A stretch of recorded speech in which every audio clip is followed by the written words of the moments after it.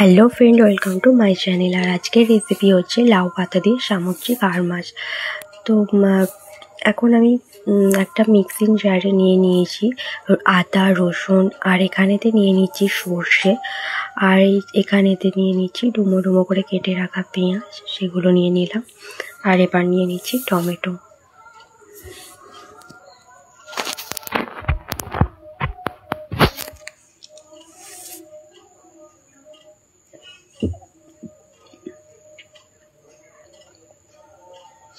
আর এখানে নিয়ে নিলাম দুটো কাঁচা লঙ্কা। আর মাছগুলোতে ভালো করে নুন হলুদ মাখিয়ে রেডি করে রেখেছি।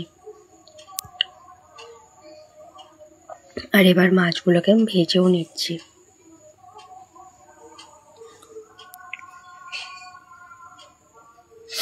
দিয়ে একটুখানি তেলটা গরম করে আমি কিন্তু ওই যে মিক্সিতে বেটে নেওয়া ওটাকে আমি কিন্তু একটুখানি মশলাটা কষে নিচ্ছি ভালো করে তেলের মধ্যে।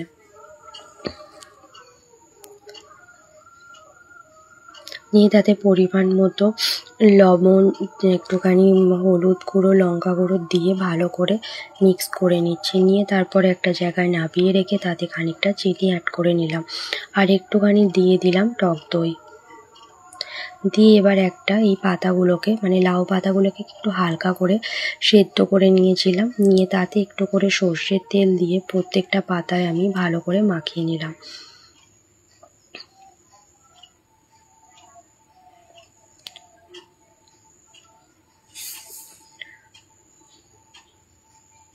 তো মাখিয়ে নেওয়ার পর এখানেতে আমি কিছুটা মশলা নিয়ে নিলাম। নিয়ে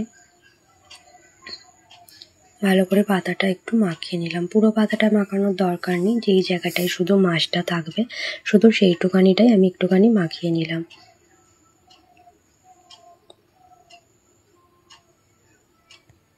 তো তারপরে মাছটা দিয়ে দিলাম। দিয়ে তারপর আরও কিছুটা মশলা নিয়ে মাছের ওপরটা ভালো করে মাখিয়ে নিলাম।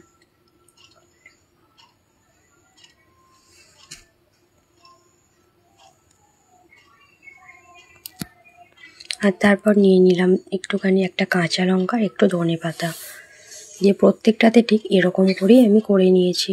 নিয়ে লাস্টে একটুখানি দিয়ে দিলাম টক দই। তো দিয়ে পাতাটা ভালো করে এবার মুড়ে নেব। এরকম করে প্রত্যেকটা পাতায় আমি মুড়ে নিয়েছিলাম।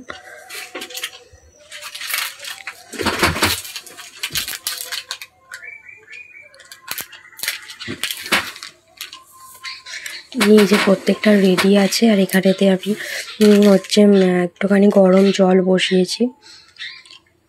আর এই যে এর মধ্যে আমি অবশ্যই কিন্তু একটুখানি তেল ভালো করে মাখিয়ে নিতে হবে।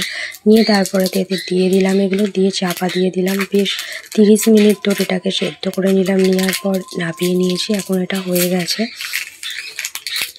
তো এই যে আস্তে আস্তে করে খুলছি। আর এই রেসিপিটা যদি ভালো লেগে থাকে তো অবশ্যই লাইক কমেন্ট করতে ভুলবেন না। তো দেখা হবে পরের ভিডিও।